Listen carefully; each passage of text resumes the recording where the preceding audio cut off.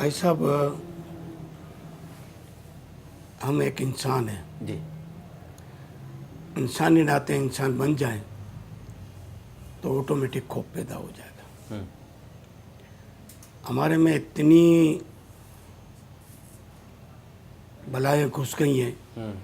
पहली तो हम इस मुल्क को, कौम को, इंसानों को जुल्म करने में कोई पीछे नहीं है। जुल्म, टैक्स चोरी भी जुल्म है, सही। ज़कात चोरी भी जुल्म है, हुजूल खर्ची भी जुल्म है। हम इस पे आ जाएं तो फिर कोई चीज़ नहीं रहती कि इसके हम कोई वो।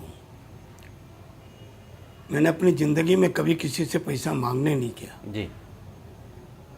कैसे काम बढ़ा ये भी मुझे पता नहीं, बस अल्लाह की राह में काम करता गया, उम्मीद अल्लाह पे।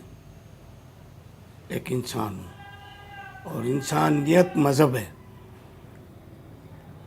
जब इसको हम पकड़ लें तो सारी चीज़ें पैदा हो जाती है। मैं दिल में सोचता हूँ कि मुझे 5 करोड़ का ये प्रोजेक्ट करना है तो कुदरती पैसे आने शुरू हो जाते हैं। मेरा काम पूरा हो जाता है। मैं एक इंसान हूँ, सही। गुनहगार इंसान हूँ। काम अल्लाह लेता है, अल्लाह की मर्जी होती है, कबूल भी वही करता है। और मैं हमेशा यही कहता रहता हूँ कि अल्लाह इसको कबूल करे। जी। ज़िंदगी पूरी फकीराना रही। 2 जोड़े कपड़े, एक उतारता हूँ, उसको धोता हूँ, फिर तैयार रहता हूँ कि ये खराब हो जाए तो उसको पहनूँ। बस सिर्फ 2 जोड़े? 2 जोड़े।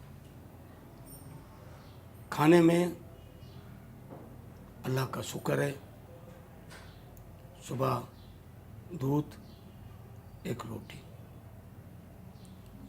जिसमें चीनी नहीं, कोई चीज़ नहीं। कभी मिर्ची, कभी अदरक, ये ले जा वो चलाने के लिए ले लेता हूँ। दोपहर को मेरी बेटी मेरे लिए थोड़ी सी चावल और गोश्त, मैं इसको कह रहा था कि बेटा बोटियाँ मत भेजा करो, मुझे वो खाने का शौक़ नहीं है। सिर्फ एक आध बोटी डाल दिया करो, वो सुरमा, ये खाता हूँ। शाम को खाना नहीं खाता। मुझे खतरा होता है कि शायद मैं एक शुगर का मरीज भी हूँ, शुगर बहुत डाउन ना हो जाए,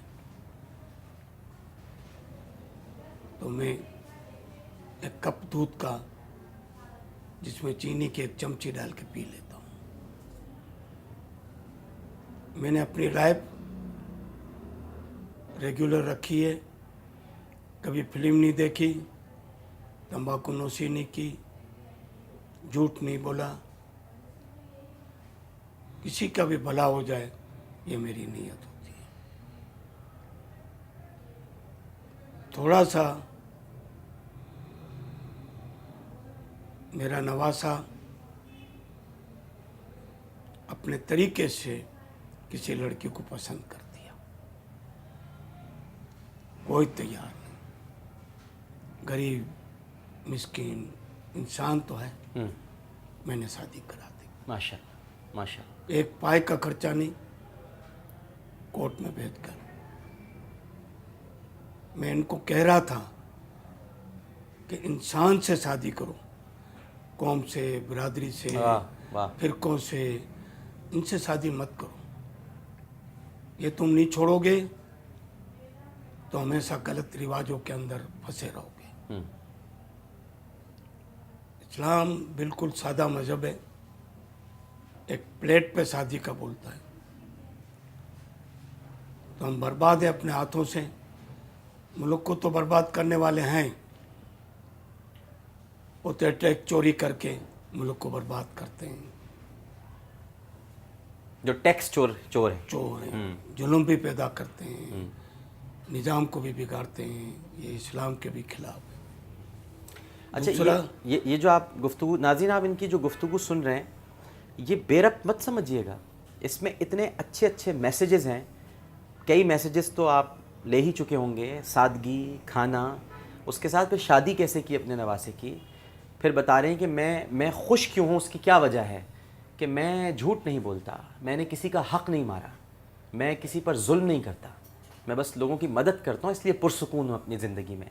हमारे अंदर जो बुनियादी तौर पर बेसुकूनी है वो पहले तो झूठ की वजह से है, हम सब बोलते हैं, और फिर हम एक दूसरे के हक़ पर भेड़ियों की तरह नज़रें जमा कर बैठे रहते हैं कि ये हम किसी तरह से हासिल कर लें, उसको तरक्की मिल रही है, उसको क्यों मिल रही है, मुझको मिल जाए, उसके पास इतनी दौलत क्यों है, मेरे पास आ जाए। ये जो एक हमारे अंदर जज्बा है ये हमें बेचैन रखता है, मुस्तरिब रखता है, लेकिन ईद साहब पुरसुकून है। फिर इसके बाद ज़कात चोर।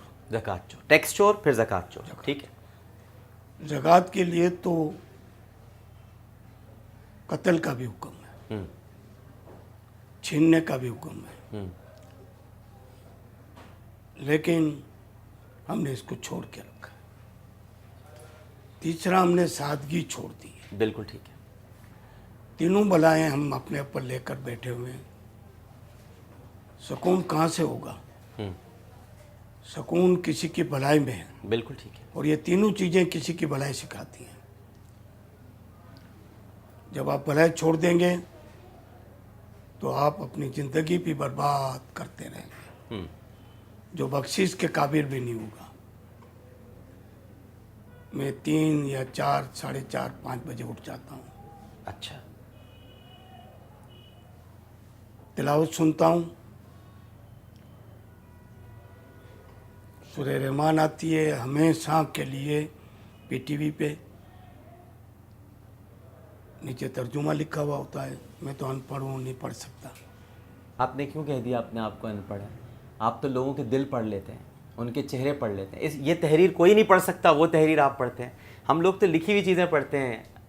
ईदी साहब आप तो दिल पढ़ लेते हैं, चेहरे पढ़ लेते हैं। माशाल्लाह, अल्लाह कबूल करे। अल्लाह कबूल फरमाए, आमीन। अच्छा, फिर आप सूरह रहमान सुनते हैं, उसका तर्जुमा? फिर इसके बाद 1 घंटा तर्जुमा के साथ कुरान शरीफ चालू होता है,